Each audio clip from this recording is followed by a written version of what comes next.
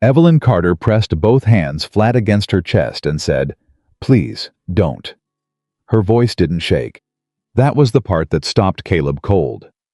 A woman half dead from cold and blood, and 3 days without water, and she wasn't begging him to save her life. She was begging him to leave the locket alone. He pulled it free anyway. What he found inside didn't just change everything he thought he knew about her. It changed everything he thought he knew about himself. If this story already has you hooked, hit that subscribe button right now and drop your city in the comments. I want to see how far this story travels. The morning Caleb Whitaker found her, the sky above the Montana Territory was the color of a bruised purple and yellow and wrong in every direction. He had been up since before dawn, the way he always was, the way a man gets when silence becomes the only company he trusts. He'd watered the horses, mended the split rail along the east pasture, eaten cold biscuits standing over the kitchen basin, and told himself this was a good life, a clean life, a life that asked nothing of anyone and offered the same in return. He was riding back toward the barn when he saw her. She was on her feet, he'd give her that. Whatever else happened that morning, she was on her feet. But barely.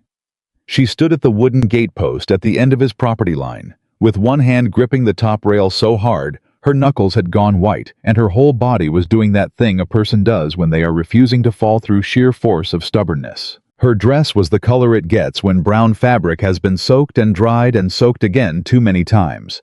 There was blood on her left sleeve, not fresh but not old enough. Her hair had come loose from whatever it had been pinned into and hung in dark matted strings across her face. She had no horse. She had no bag. She had nothing he could see except the grip on that fence post and whatever was burning behind her eyes. Caleb pulled his horse up 10 yards short. She watched him stop. She didn't flinch. "Ma'am," he said. "I know what I look like," she said.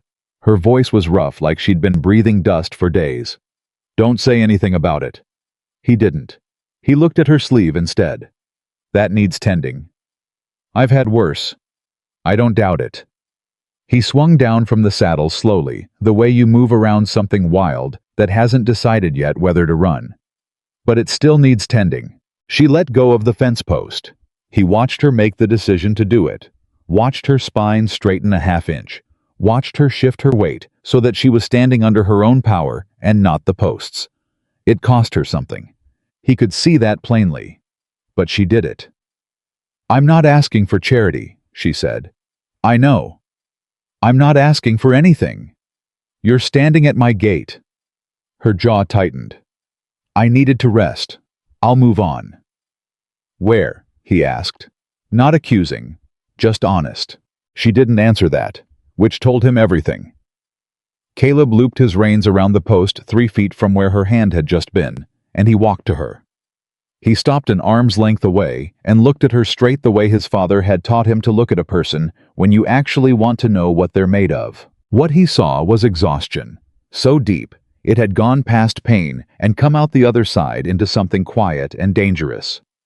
He saw a woman who had been making decisions alone for long enough that she'd forgotten what it felt like to let someone else carry even one of them.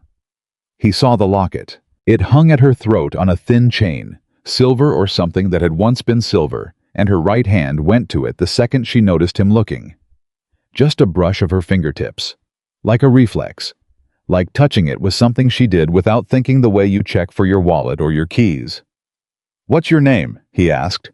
She hesitated. "Mine's Caleb Whitaker," he said. "This is my ranch.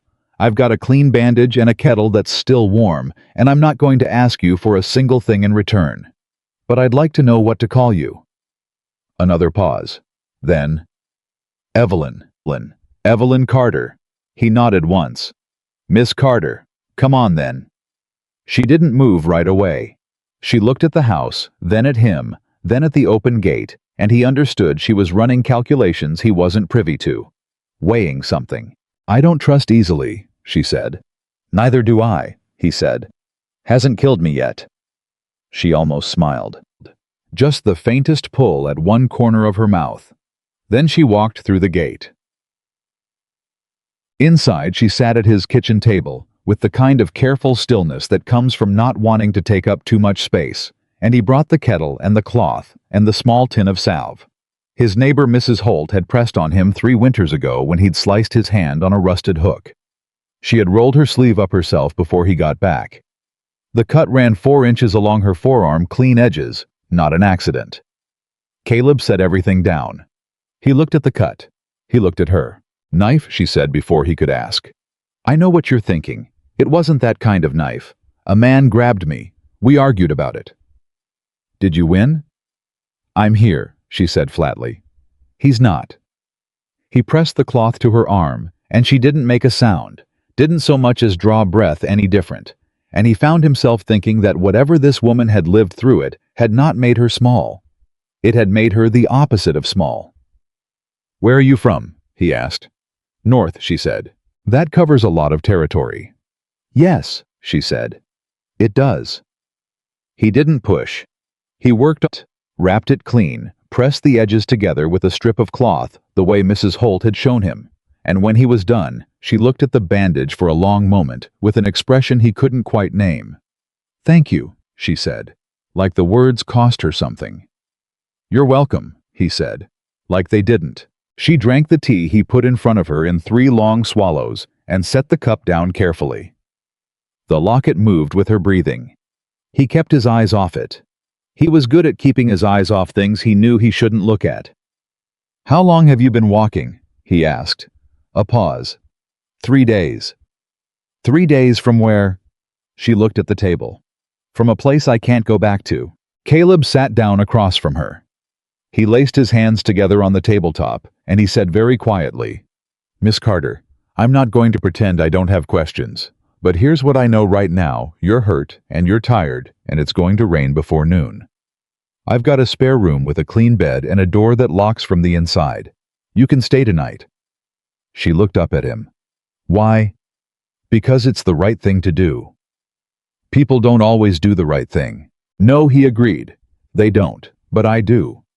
She studied him. Whatever she was looking for, she seemed to find enough of it. "Just tonight," she said. "Just tonight," he agreed. She slept until well past noon. Caleb didn't knock.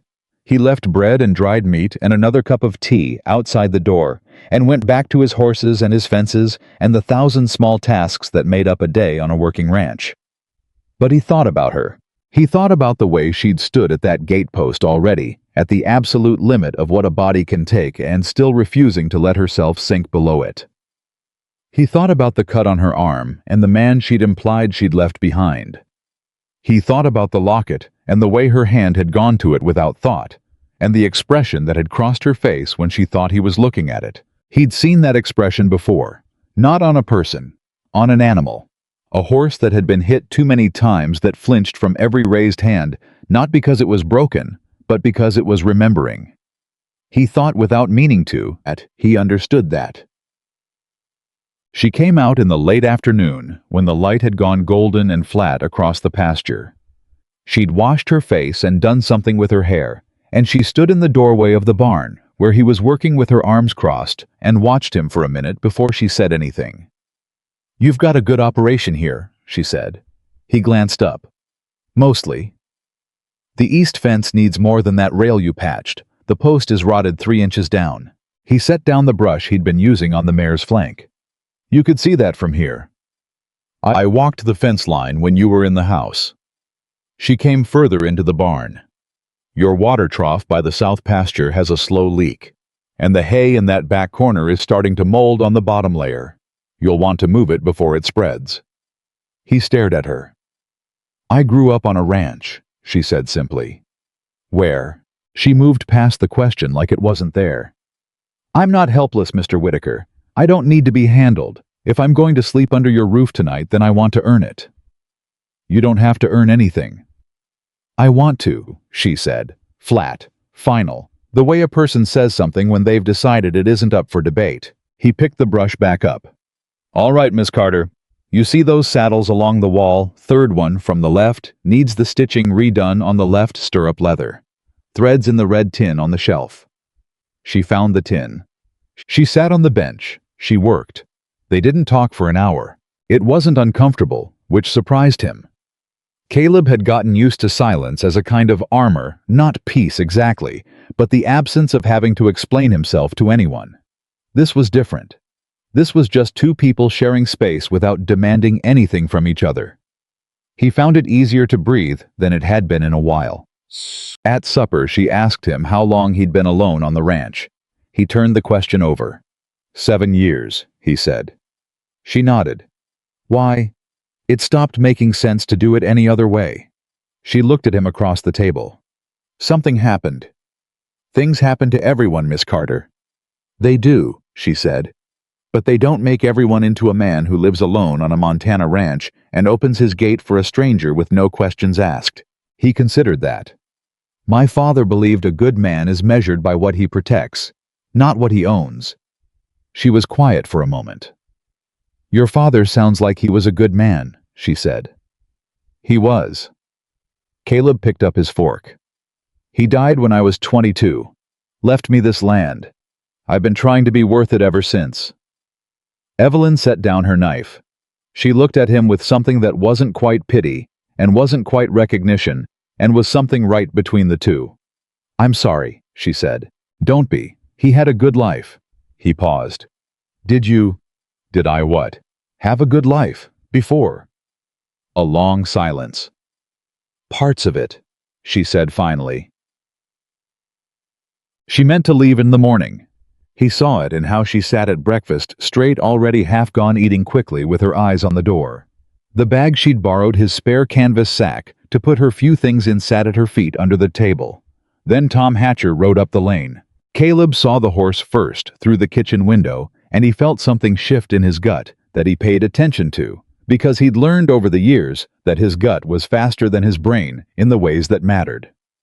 Tom Hatcher was not a man Caleb liked. He was broad and loud, and he wore his money like a sign around his neck, and he had a way of looking at things. Land, horses, women, like he was already calculating what he could get for them. He came up to the porch and knocked like he owned the door. Caleb went out. He pulled the kitchen door closed behind him. Morning, Whitaker, Hatcher said, looking past him at the door. Hatcher. Heard you had company. Ranch is a long way from town, Caleb said. News travels fast. Hatcher's eyes came back to him. They were the color of creek water in November, gray and cold, and with nothing warm underneath. You know who that woman is, Evelyn Carter? I know she's a guest on my property. She's a thief. Hatcher said it easy, like he was talking about the weather. Stole money from Harrison Cole 3 weeks ago. Cole's been looking for her all across the territory. Caleb said nothing. Cole's a serious man, Hatcher continued. He finds out you're harboring her, there'll be consequences. Consequences, Caleb repeated. Caleb. For you. Hatcher smiled. It didn't touch his eyes. I'm trying to do you a favor, Whitaker. You're a reasonable man. You don't want trouble with Cole. I appreciate the visit, Caleb said. I'll think on it. You do that. Hatcher gathered his reins. She's not what she seems, that woman. She's got people fooled all across the territory. Don't let her fool you. He rode away. Caleb stood on the porch for a moment, watching the dust settle. Then he went back inside. Evelyn was standing at the kitchen window. She'd heard. He could see it in every line of her body, the stillness that isn't calm, the kind that comes right before something breaks. I'll go, she said. Her voice was steady, completely, unnaturally steady. I won't bring trouble to your door. Sit down, he said. Mr. Whitaker. Sit down, Miss Carter, please. She sat. Her hands were flat on the table. The locket lay still at her throat. Caleb poured 2 cups of coffee. He set one in front of her. He sat down across from her. Tell me about Harrison Cole, he said. She looked at him for a long time. He watched her decide something. He's the most powerful man in this county, she said. He owns land from here to the Yellowstone, or he says he does. Most of it he got through deeds that don't bear close looking at. Forged signatures. Families run off. A few men who asked questions and stopped being seen afterward. And you, her jaw worked. My father had a ranch, 160 acres, clean deed filed proper in 1871. Cole wanted it.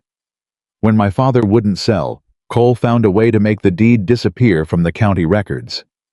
Then he put a man named Silas Rand on the property and told the sheriff my father was a squatter. Caleb's hands tightened around his cup. My father died fighting that, she said. He had a bad heart. The stress of it. She stopped. Started again. I was 19. I had nothing left except the copy of the original deed that my father had kept in the house. And I have been carrying it for 7 years. Mr. Whitaker trying to find a lawyer or a judge, or any person with enough power and enough decency to look at it and call Cole what he is. And the money, Caleb asked. The money Hatcher says you stole. Something changed in her face. It didn't go harder, it went quieter, which was worse. It was my father's money, she said. Cole put it in his own account when he took the property. I found where he kept it. I took back what was ours. She lifted her eyes to his. If that's stealing, then yes, I stole. Caleb drank his coffee. He set the cup down. He looked at the woman across from him, the exhaustion and the will and the 7 years of fighting alone written into every line of her, and he made a decision. The room's yours, he said, for as long as you need it. She shook her head. You heard what Hatcher said. Cole will come here. He's welcome to. Mr. Whitaker. Her voice cracked just barely at the edges. You don't understand what he's capable of. Probably not, Caleb said. But I've got a clean deed to this property, a loaded rifle, and 7 years of experience in not owing anybody anything. He looked at her steady. What's in the locket, Miss Carter? She went absolutely still. Her right hand moved to it, that reflex again, faster than thought. Don't, she said. Just the one word. But the way she said it landed in his chest like something physical. He nodded. All right, he said. I won't ask again. She released a slow breath. Her fingers curled around the locket for just a moment before she let it go. It's nothing, she said. It's just... She stopped. It's mine. Then it stays yours, he said. No question. But he noticed. He noticed the way she held it, the way her body changed when anyone's eyes moved near it, the way she slept with her hand pressed to her chest, like she was holding something in. He noticed. And 3 nights later, when she cried out in the dark, and he came to the door and knocked, and she didn't answer. He stood in the hallway with his hand on the doorframe, and he thought about that locket, and he understood with the particular clarity that only comes at 2 in the morning, that whatever was inside it was the thing at the center of all of this. The thing she was protecting. The thing she had been protecting for 7 years, through everything she had lost, through every mile of hard road, and every door that had been shut in her face, and every man like Harrison Cole who had tried to take from her the one thing she had left. He didn't know what it was, but he knew with the same certainty his gut had given him when Tom Hatcher rode up the lane that when the truth finally came out, it was going to be the kind of truth that changes everything. I went back to bed. He lay in the dark and listened to the Montana wind come down off the mountains, and he thought about his father and about clean deeds and rotten fences, and about a woman with hands that knew how to work and eyes that had learned not to trust. And he thought for the first time in a long time that he might not be as finished with the world as he'd believed. The morning after Caleb told Evelyn the room was hers, she woke before him. He knew, because when he came downstairs, the stove was already lit, and there was coffee on, and the kitchen smelled like wood smoke and something frying in the iron pan. She was standing at the stove with her back to him, wearing the same dress she'd arrived in. Her hair pinned back neatly, and she moved around his kitchen like she'd mapped it in her sleep. She heard him on the stairs. She didn't turn around. Sit down, she said. It's almost ready. He sat. She put a plate in front of him. Eggs and salt pork and cornbread. She'd found somewhere in his pantry that he'd honestly forgotten he had. She poured his coffee. Then she took her own plate and sat across from him and ate without ceremony and without waiting for him to say anything. He looked at the food. He looked at her. You didn't have to do this, he said. I told you, she said. I pay my way. I told you you don't have to. She looked up from her plate. And I told you I want to. So let's both be right and move on. He almost smiled. Yes, ma'am. They ate in silence, and it was the same as the night before. Not empty silence, but the kind that has weight to it, that two people build together without deciding to. When he finished, he pushed back from the table. I'm riding the south fence line today. The post you found I want to look at the whole run. I'll come, she said. You don't? I'll come, she said again. Same tone, same finality. He looked at her for a moment. Can you ride? She gave him a look that said he should know better than to ask. All right, he said. Give me 10 minutes. She rode like someone who'd grown up in the saddle, which he supposed she had. She didn't make a performance of it. She just rode easy and quiet, reading the horse the way you learn to do when you spend more time around animals than people. Caleb found himself watching her from the corner of his eye and making himself stop and then watching again. The south fence was in worse shape than he'd let himself admit.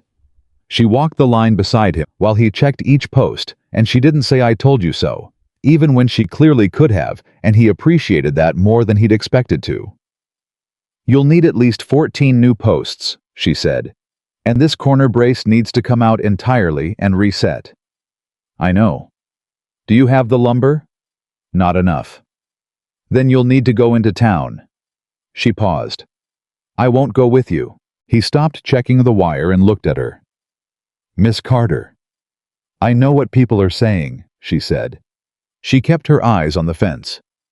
Hatcher didn't invent those rumors, Mr. Whitaker. Cole's been spreading them for weeks.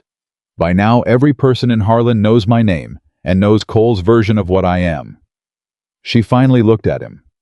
I won't walk into town and hand him away to use you against yourself.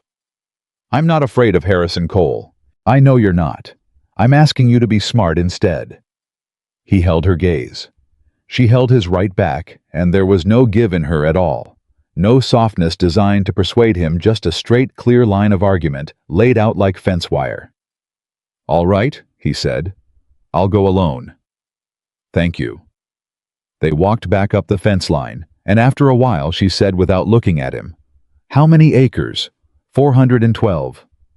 Good water. Creek runs year-round on the east side. Spring-fed pond in the north pasture.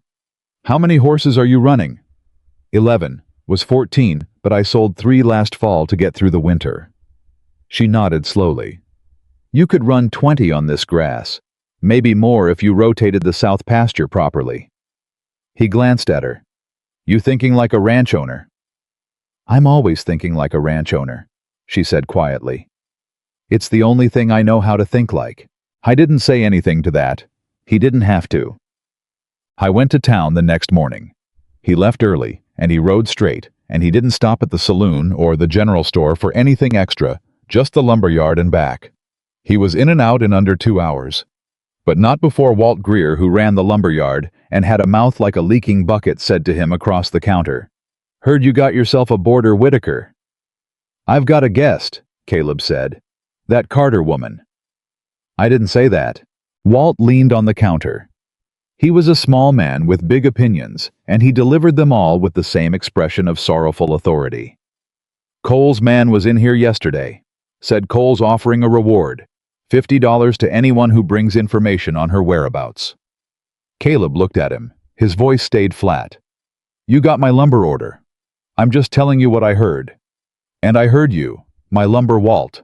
Walt straightened up and went to write the order, and Caleb stood at the counter and felt the town pressing in around him, the way small towns do, all those eyes and ears and opinions, stacked up in the walls of every building, leaking out under the doors.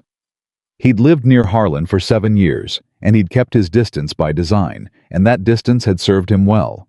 But he understood now, standing in Walt Greer's lumberyard, with the smell of sawdust in his nose, that it was about to get a good deal shorter. He loaded the lumber himself. He didn't ask for help. On the way out of town, Reverend Miles stopped him on the street.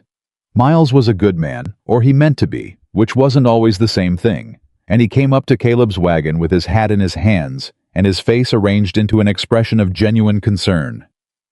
Caleb, he said, I've been hearing things. Morning, Reverend. About the Carter woman. About you taking her in. Miles looked up at him. I want you to think carefully. Cole is not a man to cross lightly. He has reach in this county that most people don't fully appreciate. I appreciate it fine, Caleb said. The woman has a reputation. She has a story, Caleb said. Which is different. Miles paused. You believe her? Caleb looked at him for a moment. He thought about the fence line, and the way she moved about the eggs on the stove, and the saddle stitching, and the way she'd said, I pay my way with something underneath it, that was more than pride, something that was armor. I believe she's had less help than she deserved, Caleb said. And I believe the people in this town are going to have to decide which side of that they want to be on. He clicked to the horses and rolled out. She was in the barn when he got back, working with the gray mare that had been nervous since the day Caleb bought her. He could hear her voice from outside, low and steady, not whispering, just talking the way you talk to an animal when you want it to know it's safe. He came through the door, and she didn't look up from the horse's neck. How was town? She asked. Informative, he said. He set down a sack he'd brought from the general store, flour, dried beans, and coffee. He put it on the workbench. Cole's offering a $50 reward. Her hand stilled on the horse's neck. Then it started moving again. I see, she said. Walt Greer's got a mouth like a river in spring. Every person in Harlan knows you're here by now if they didn't before.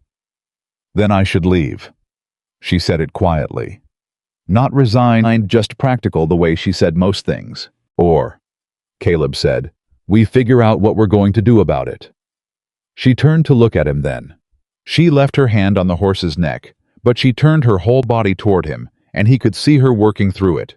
The calculation, the weighing, the same thing she'd done at the gate when she decided to come through.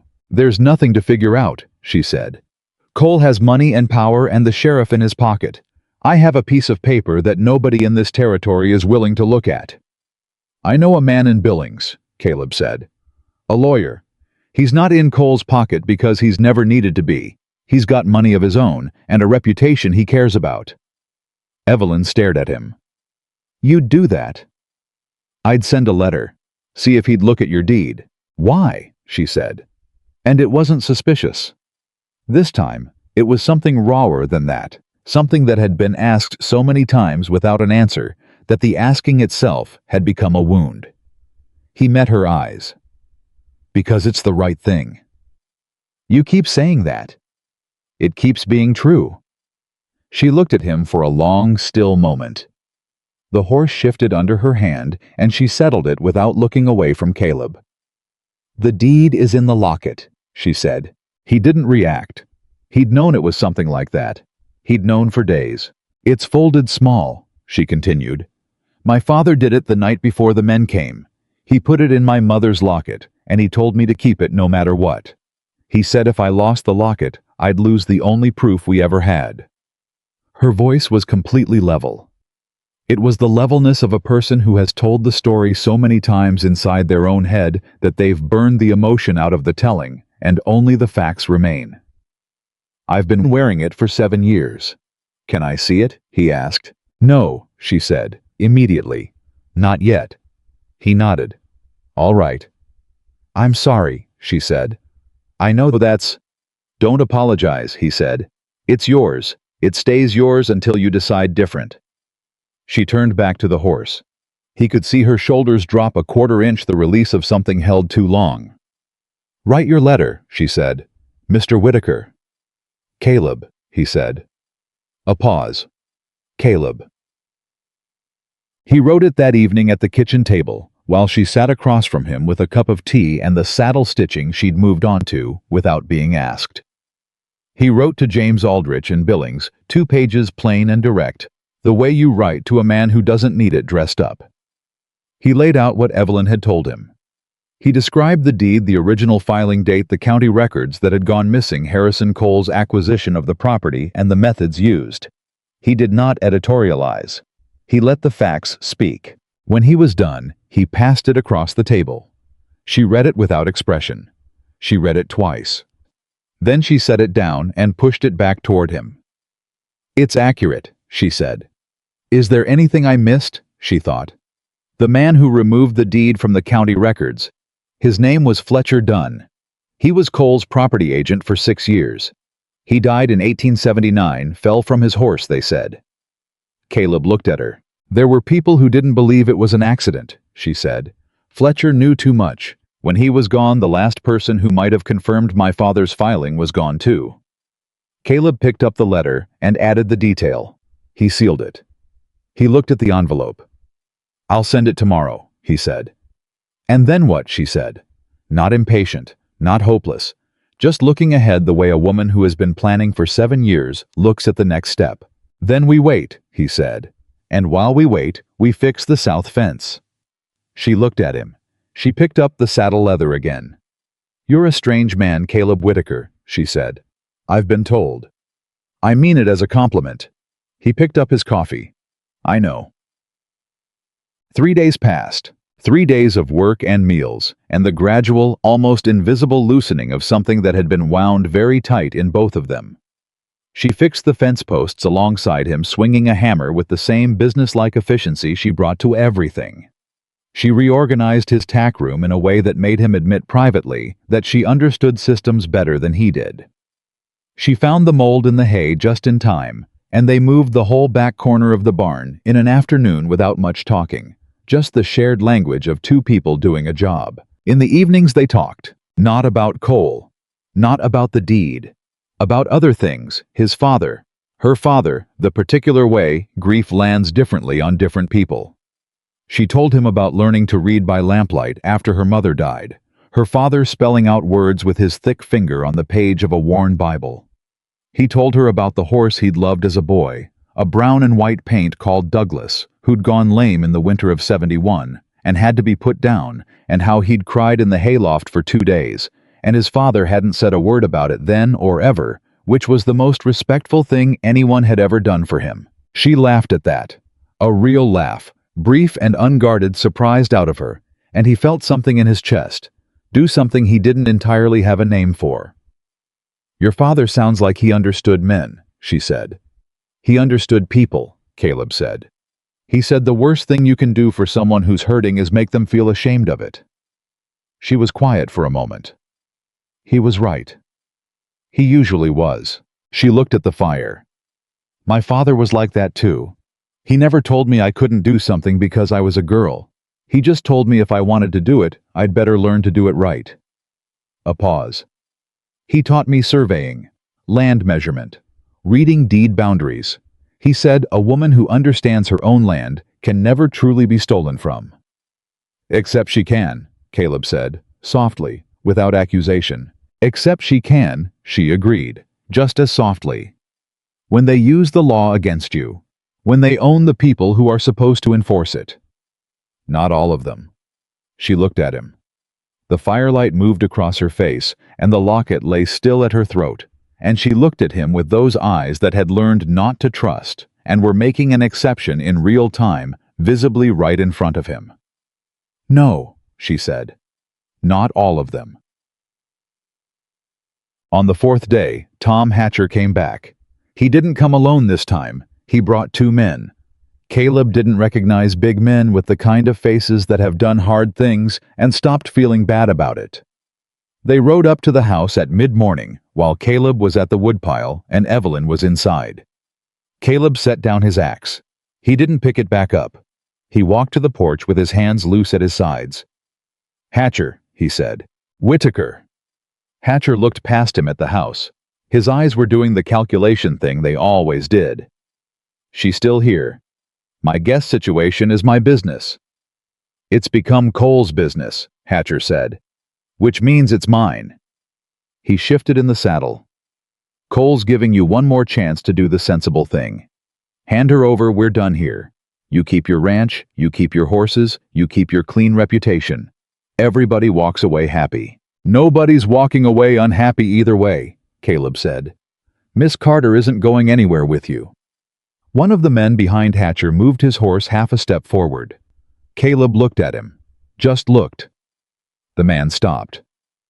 You're making a mistake, Hatcher said. I've made worse, Caleb said. You're on my property, Hatcher. I'd like you to leave it. A long pause. Hatcher's jaw worked. He was the kind of man who was used to being the largest threat in any room, and he was recalibrating. Caleb could see it happening, running through the numbers and coming up short on something he couldn't quite name. "Cole will come himself," Hatcher said. "Next time it won't be a conversation." "Then he won't be disappointed," Caleb said. "Because I don't plan on having a conversation with him either." Hatcher held his gaze for another 5 seconds. Then he turned his horse and rode the 2 men falling in behind him, and the sound of hoofbeats faded down the lane. Caleb stood on the porch until they were gone. Then the door opened behind him, and Evelyn was there. "I heard," she said. "I know." "Caleb." Her voice was tight. "This is my fight, not yours." He turned around. He looked at her standing in his doorway with her jaw set and her eyes bright and the locket at her throat, and 7 years of carrying everything alone written into every line of her face. "It became mine," he said, "when I opened that gate." It's not an argument," he said. "It's just what happened." She looked at him. Something moved across her face. Not softness exactly, but the thing that comes just before it. The thing that happens right before a wall develops its first real crack. "You can't fight Cole with an axe and a rifle," she said. "No," he agreed. "But Aldrich and Billings can fight him with a deed and a court filing, which is why I need you to trust me for a little longer." "I do trust you," she said. The words came out like she was surprised by them herself. The silence between them did something it hadn't done before. It pulled rather than simply rested. "Go back inside," he said. "I'll check the north pasture." She didn't move right away. "Caleb," she said. "Yeah. Thank you." She said it the same way she'd said it the first morning, like it cost her something. But this time the cost was different. This time it was the cost of meaning it more than she'd meant anything in a long time. "You're welcome," he said, like it was nothing, because for him now, it wasn't. The letter from Aldrich came 11 days after Caleb sent it. He rode back from the post office with it in his jacket pocket, and he didn't open it until he got home, until he was sitting at the kitchen table with Evelyn across from him, because it wasn't his letter to open alone. He put it on the table between them. She looked at it. She looked at his face, reading him the way she read the fence line, for damage, for weakness, for what might hold and what might not. "Open it," she said. He did. He read it first. Then he put it down and slid it across to her. She read it. Her face didn't change while she was reading. Not one muscle moved. She read it twice the way she'd read his letter to Aldrich, with the same careful attention she gave to everything that mattered. Then she set it down. She put both hands flat on the table. She stared at the middle distance for a long moment. "He'll look at it," she said. Her voice came out quieter than usual. "He'll do more than look at it," Caleb said. "Read the second paragraph again." She looked at the letter. Her lips moved slightly. She stopped. The second paragraph said that James Aldrich had in fact been aware of Harrison Cole for some time. That a business associate of Aldrich's had lost land to Cole in a nearly identical arrangement 4 years prior. That if the deed was what Caleb described, Aldrich was prepared to travel to Harlan County personally and file a motion to reopen the land records case at his own cost. "He's coming here," she said. "In 3 weeks," Caleb said. "He needs the deed authenticated first." She looked up from the letter. Her eyes went to his and stayed. They both knew what that meant. "You need to show it to him," Caleb said, gently. "The original document. He needs to see it and hold it and take it to the county seat." She looked down at the locket. Her hand went to it. That same reflex, that same movement she'd been making for 7 years, the hand protecting the one thing she had left of her father, and the one proof she had that everything she'd fought for was real. "Miss Carter," Caleb said. Then softer, "Evelyn." She looked at him, and for the first time since she'd come through his gate, she looked every one of those 7 years at once, the weight of them, the loneliness of them, the iron-willed endurance that had kept her going through all of them. "What if it's not enough?" she said. "What if he looks at it and Cole still wins? What if there's some legal trick, some other lie, some way they find to—" "Then we find another way," Caleb said. "But you can't know that until you try. and you can't try alone anymore." She stared at him. "You're not alone anymore," he said, simply, plainly, with nothing in it except the truth of it. Evelyn Carter, who had not cried since the night her father was buried in the cold ground of a ranch that was no longer hers, who had carried a locket around her neck for 7 years and kept her jaw set and her eyes clear and her hands working, pressed her lips together and looked at the ceiling and breathed. She didn't cry, but it was close. It was the closest she'd been in a long time. "All right," she said. "All right." She reached up. She unclasped the chain. She laid the locket on the table between them. "I've never let anyone else hold it," she said. Caleb looked at it on the table. He didn't touch it. "You hold it," he said. "You take it to Aldrich yourself. You put it in his hands yourself. It's yours, Evelyn. It always was." She looked at him across the table, across the locket, across 11 days of fence posts and letters, and Hatcher's threats, and evening conversations by the fire across something that had been building between them without either of them naming it, quiet and steady and real. "Caleb Whitaker," she said.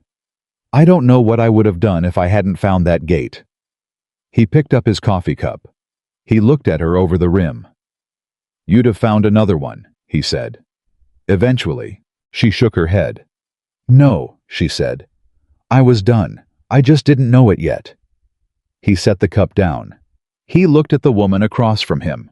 This woman who had walked 3 days through hard country with a knife wound on her arm and a dead man's deed around her neck, and not one single person in the world she could count on. And he felt something in him that he'd packed into cold storage 7 years ago start very slowly to thaw. I didn't say anything about it. He wasn't the kind of man who said those things before he was sure of them. But he reached across the table, and he put his hand over hers, just for a moment, just the solid, warm weight of it, and he felt her hand turn under his and hold on. Outside, the wind came down off the mountains. Inside, neither of them let go. James Aldrich arrived on a Tuesday, which was an ordinary day that stopped being ordinary the moment his wagon came up the lane. Caleb had expected a lawyer's man's soft-hand city coat, the kind of careful distance that comes from spending your life in offices. What he got was a man of 60, with a face like weathered saddle leather, and eyes that moved across everything with the quick cataloging intelligence of someone who had spent decades learning to see exactly what people were trying to hide. Aldrich climbed down from the wagon without help and shook Caleb's hand once firm and brief. "Whitaker," he said. "Where is she?" "Inside," Caleb said. "Good." He picked up his case. "Let's not waste time." Evelyn was at the kitchen table when they came in. She'd been sitting there for an hour. Caleb knew because he'd seen her go in and not come back out, and he understood she was doing the thing she did when something mattered, holding herself very still and making herself ready.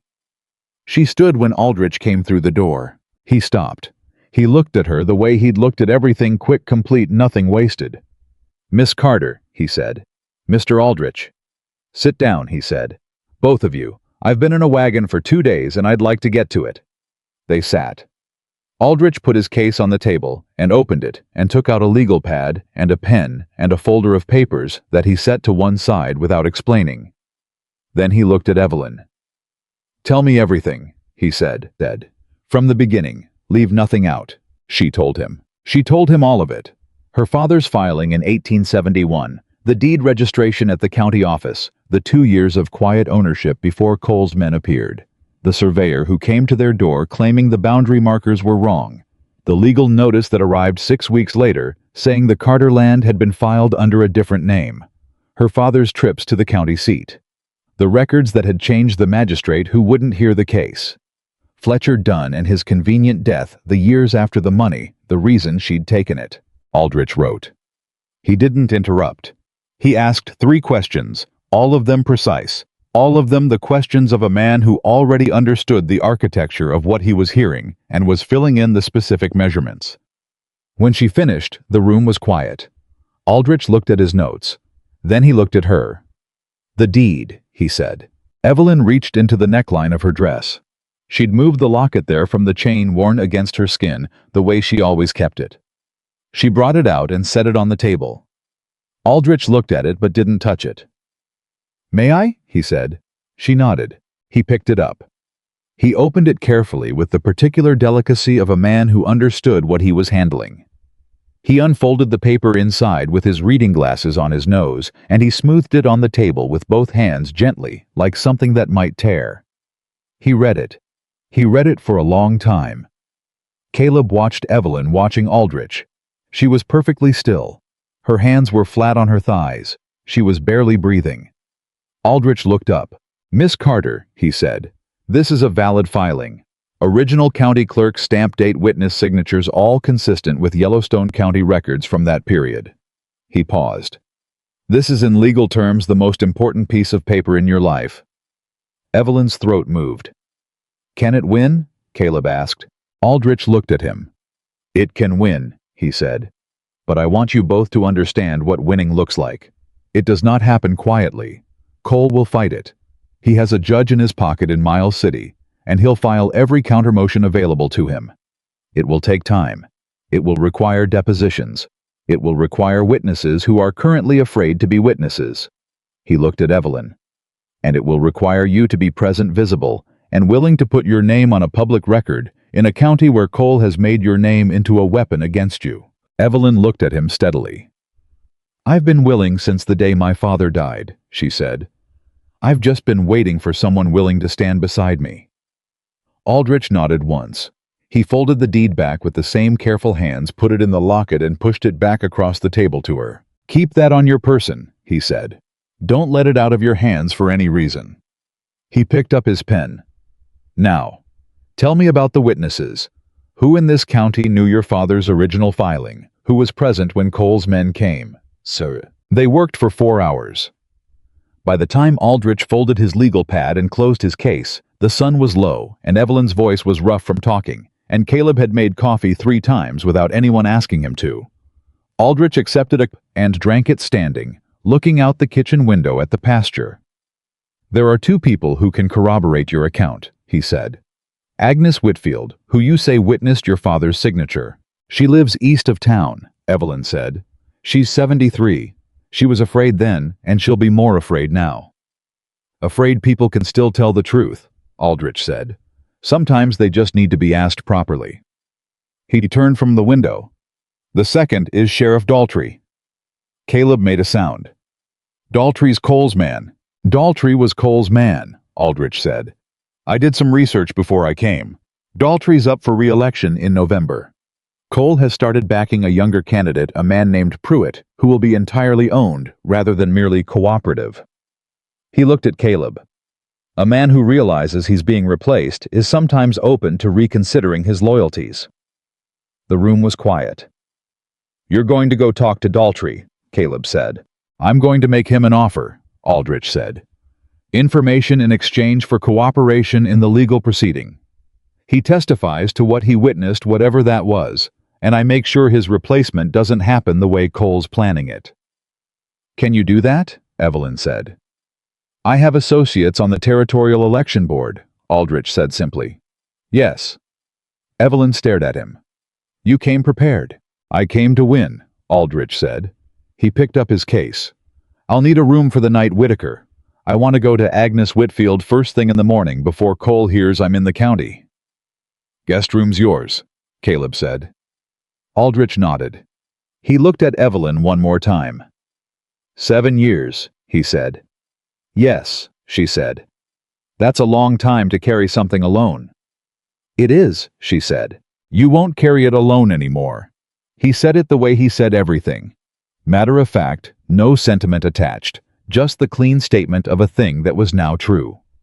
Then he went upstairs. Evelyn sat at the table for a long moment after his footsteps faded. Caleb sat across from her. He didn't say anything. He'd learned when to talk and when to let silence do the work. She put her hand over the locket. "He's real," she said quietly.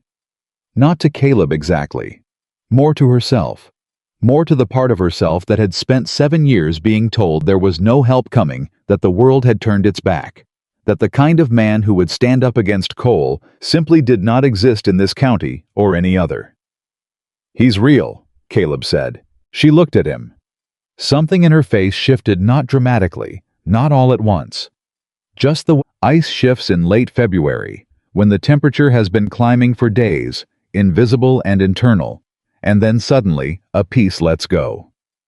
"I'm going to get my land back," she said. And the way she said it was not a wish. It was not a prayer. It was the statement of a woman who had made up her mind and meant it down to the bone. "Yes," Caleb said. "You are."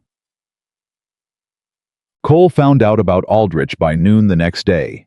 Caleb heard it from the feed store boy who rode out with a delivery, and mentioned with the wide eyes of someone delivering exciting news that Harrison Cole had come into town that morning in a fury that people were still talking about, that he'd gone straight to the telegraph office and sent 4 messages and come out looking like a man who'd bitten into something rotten. Caleb tipped the boy and sent him on his way and went to find Evelyn. She was with the horses. She always went to the horses when she needed to think he'd noticed the same way he went to the fence line. He stood at the barn door and told her what the boy had said. She kept brushing the mare. Her jaw was set. "How long before he moves?" she said. "Aldrich thinks 2 days, maybe 3. He wants to file the motion at the county seat before Cole can block it." "Did he get Agnes Whitfield?" "He went this morning. He's not back yet." She stopped brushing. She turned around. "Caleb, if Cole gets to her first—" "I know. She's an old woman. She's alone. She's been afraid of him for 20 years. "I know," he said again. He was already moving to the saddle on the wall. "Stay here. Lock the front door." "I'm coming with you." "Evelyn." "She'll talk to me," she said. "We knew each other. When I was a girl, she used to bring preserves to our place every autumn. She loved my father." Her voice held. "She'll talk to me." He looked at her. She had the brush in one hand and her chin up, and the kind of expression that made argument not just pointless, but slightly insulting. "Saddle your horse," he said. Agnes Whitfield's place was a small house 4 miles east of town, and Aldrich's wagon was already outside when they rode up, which meant he'd had the same thought and gotten there first, which was either very good or the opposite depending on how Agnes had received him. They found out when they came through the front door. Agnes Whitfield was 73, and shaped like a woman who had worked hard her whole life and intended to keep working until the work was done. She was sitting at her own kitchen table across from Aldrich, and her eyes were red, and there was a cup of tea in front of her that had gone cold. And when Evelyn came through the door, Agnes Whitfield made a sound that was not quite a word, more like the sound a person makes when they see something they'd given up on coming back. "Evelyn," she said. "Mrs. Whitfield." Evelyn crossed the room and took the old woman's hands in both of hers and held them. Agnes looked at her face for a long moment. "You look like your father," she said. "Lord above you, look exactly like him." "People tell me that," Evelyn said. Agnes pressed her lips together. Her eyes filled. "I should have done more," she said. "When they came after your father. I should have. I was afraid, Evelyn. I was a widow with no sons. And Cole's men had already warned me they'd come to this door and warned me, and I was so afraid." "I know," Evelyn said. "I know, Mrs. Whitfield. I'm not here about that." "I am," Agnes said. Her voice cracked and then steadied. "I'm here about it. I've been here about it every day for 7 years." She looked at Aldrich. "I'll testify," she said. "I'll testify to everything. I was there when Robert Carter signed that deed. I was his witness. I put my name on that paper with my own hand." She looked back at Evelyn. "Tell me what I need to do." The breath that went out of Evelyn in that moment was the kind that a person holds for a very long time before they let it go. Aldrich was already writing. They rode back in the late afternoon, the 3 of them. Aldrich in his wagon, Caleb and Evelyn on horseback behind him. They'd been on the road half an hour when Caleb's horse threw its head and stopped. He listened. 3 riders, coming fast from the south, which was the road from town. He put his hand out and stopped Evelyn's horse. "Stay behind me," he said. "Don't start with that," she said. "Evelyn." "I mean it, Caleb. I'm done being behind." He looked at her. The riders came around the bend, and he saw who they were, and his jaw tightened. It was Cole. Not Hatcher, not hired men. Harrison Cole himself. He was a bigger man than Caleb had expected, broad through the chest with gray at his temples, and the kind of face that had spent so many years wearing authority that it had become the face itself. He wore good clothes, a rancher's good clothes, and he rode a horse that cost more than most men in the county made in a year. He pulled up 20 yards out. His 2 men fanned beside him. He looked at Aldrich first, then at Caleb, then with the particular attention of a man cataloging a threat at Evelyn. "Miss Carter," he said. His voice was smooth and even and very cold. "You've led me on quite a chase." Evelyn held her horse steady. She looked at him straight. "Mr. Cole," she said, "you know why I'm here." "I have a good idea. I'd like the deed," he said. "That's all. Give me the deed and we can put this whole unpleasant business to rest." "There's no deed to give," she said. "I filed it with my attorney this afternoon at the county seat. It's already in the legal record." A pause. Something moved through Cole's face, quick and dark and controlled almost immediately. Almost. "That's a lie," he said. "No," Aldrich said pleasantly from his wagon seat. "It's actually not. James Aldrich Billings. I filed the motion personally. Mr. Cole 2 hours ago. If you'd like to verify, the county clerk's office is still open until 5. He tilted his hat. "You'd better hurry." Cole looked at Aldrich for a long moment, the look of a man recalculating. Then he looked back at Evelyn. "You think a piece of paper is going to move me," he said. The smoothness was going. Underneath it was something harder and less careful. "I have judges. I have the sheriff. I have men who've been working this county since before your father set foot in it." "You had the sheriff," Caleb said. He said it quietly. He said it the way you state a fact that's already done. Past tense. Cole looked at him. "Daltrey came to see Aldrich this morning," Caleb said. "Before Agnes Whitfield. Before the filing." He paused. "You picked the wrong time to start backing Pruitt." The color that went through Cole's face then was the color of a man who has spent 20 years being the largest thing in the room and has just discovered there's something in the room he missed. "You have nothing," Cole said. "You have an old deed and an old woman and a lawyer who doesn't know what he's stepped into." "We have enough," Evelyn said. Cole turned to her, just to her, and the look he gave her was not the look of a businessman. It was the look of a man who was not accustomed to being told no by anyone, and was especially not accustomed to it from someone who had nothing, or who he'd believed had nothing. "Your father was a squatter," he said. "He built on land he didn't own, and he died a failure, and you've spent 7 years making yourself into the same thing." The words landed. Caleb watched them land on Evelyn, watched her body take the hit, the way you take a punch when you've been waiting for it, absorbing it without going back. She didn't go back. "My father was a good man," she said. "He filed a legal deed and paid for his land and built something with his hands and his heart. You took it from him through fraud and corruption and a coward's use of power." Her voice was completely steady.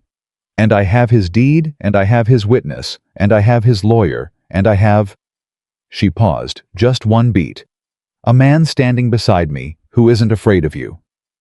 Caleb looked at Cole. Cole looked at Caleb. The 2 men behind Cole moved slightly. Caleb's hand did not move toward his rifle. It didn't need to. The stillness of a man who is not afraid is its own language, and it is not a quiet one. "This isn't over," Cole said. "No," Aldrich agreed cheerfully. "It isn't. I'll see you in court, Mr. Cole. Probably in about 3 weeks once the hearing is scheduled. I do hope you have good counsel. You're going to need it." He clicked to his horse, and the wagon rolled forward directly toward Cole's party. Cole's horses moved aside. Evelyn followed Aldrich. She rode past Harrison Cole at a distance of 6 feet, and she did not look at him, and she did not hurry. Caleb came last. He held Cole's gaze as he passed. He didn't speak. There was nothing left to say that the situation hadn't already said better. He heard Cole's horse turn on the road behind them. He heard him right away. He exhaled slowly through his nose and rode up alongside Evelyn. She was staring straight ahead. Her hands on the reins were white-knuckled. "You all right?" he said. "No," she said. "That's honest." "He's going to come back harder," she said. "He won't let this go to a hearing. He'll find another way." What kind of way? She glanced at him. Her eyes were calm in the way that eyes get when the fear underneath is running very deep. The kind that doesn't go through courts, she said. Caleb nodded. He'd been thinking the same thing for the last mile. Then we don't sleep easy, he said. And we don't go anywhere alone. Caleb. That's not negotiable, he said. Not anymore. She looked at him for a moment. Then she looked back at the road. All right, she said. I was right about Cole. He just didn't know how fast he'd move. It was 2 nights later, close to midnight, when the barn went up. Caleb woke to the smell first, that particular wrong smell that a sleeping brain recognizes before the waking one catches up. He was out of bed and at the window before he was fully conscious, and what he saw knocked the last of sleep out of him completely. The south corner of the barn was burning. He moved. He hit the hallway at a run and hammered his fist on Evelyn's door once. Fire, get up now, and didn't wait. He was down the stairs and out the back door in 10 seconds, barefoot in his long underwear, not caring about any of it. He got the horses out. He got all 11 of them out in a chaos of smoke and sound and hot air, and the particular panic of animals who understand fire the way they understand nothing else. And he was working on the gray mare, the last one, the hardest one. The one who'd trusted Evelyn more than him when Evelyn came through the barn door behind him. She didn't ask. She went straight to the horse's head, got her hands on the halter, and talked the mare out in 60 seconds flat. They stood in the yard with 11 horses and a barn that was losing its south wall, and Caleb looked at the fire and looked at Evelyn and said, "You're not hurt." "I'm fine," she said. She was in her dress and boots, and the locket was at her throat, which told him she'd put that on before anything else. The horses, all out. She nodded. She turned to watch the barn burn. The look on her face was something he would not forget. It was not shock. It was not fear. It was recognition. The look of a person who has seen this before. Not the fire specifically, but the mechanism, the particular signature of a man who, when he can't win, cleanly burns things down. "He wanted us to lose the horses," she said. "Or worse," Caleb said. She turned to look at him. The firelight moved across her face. "He's trying to break you," she said. "The way he broke my father. Financial pressure first, then fear, then—" She stopped. "We have to go to Aldrich in the morning." "I know. If Cole can do this and the sheriff does nothing—" "Daltrey's not Cole's man anymore," Caleb said. "We find out tomorrow if that's real." She looked at him steadily. There was ash on her face, and her hair was coming loose, and she stood in the yard with fire behind her and 11 horses milling in the dark, and she looked in that moment like the most undefeated person he had ever seen. "I'm sorry," she said. "Your barn." "I'll build another one," he said. "Caleb. Evelyn." He said it firmly. "I have never once regretted opening that gate, not for a single minute. Don't apologize to me for Harrison Cole." She looked at him. Her throat worked. "Okay," she said. Quiet. Real. They stood together in the dark and watched the fire, and neither of them moved away from the other, and the 11 horses gradually settled around them, and Caleb thought about his father and clean deeds and the things a good man protects, and he thought that his father, if he could see this, would not be sorry either. Daltrey came to them. That was the thing none of them had expected, not Aldrich, not Caleb, certainly not Evelyn. They'd been preparing to go to him to press the argument Aldrich had been building to lay out what cooperation looked like versus what the alternative looked like. They'd been ready for a negotiation. Instead, at 7 in the morning, Sheriff Roy Daltrey rode up Caleb's lane alone with no deputies and knocked on the front door with his hat in his hand. Caleb opened it. Daltrey looked older than Caleb remembered. He was a man of 50 with a lawman's careful face, and that face right now was doing something uncomfortable, carrying something it wasn't used to carrying. "I need to talk to Miss Carter," he said. Caleb looked at him for a long moment. Then he stepped back and let him in. Evelyn was at the table. She looked at Daltrey when he came in, and her face went to stone. Not anger, just protection. The automatic bracing of a person who has learned that authority usually means another door closing. Daltrey sat down without being invited. He put his hat on the table. He looked at his hands. "Cole's men set that fire," he said. "I know it because one of them told another one in the saloon last night, and I was sitting 6 feet away." He looked up at Evelyn. "I didn't stop it. I'm not going to pretend otherwise. I knew it was coming, and I told myself it wasn't my business, and I went home, and I let it happen."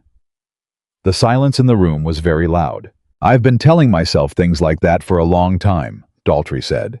"Since before your father, Miss Carter. There were others before him.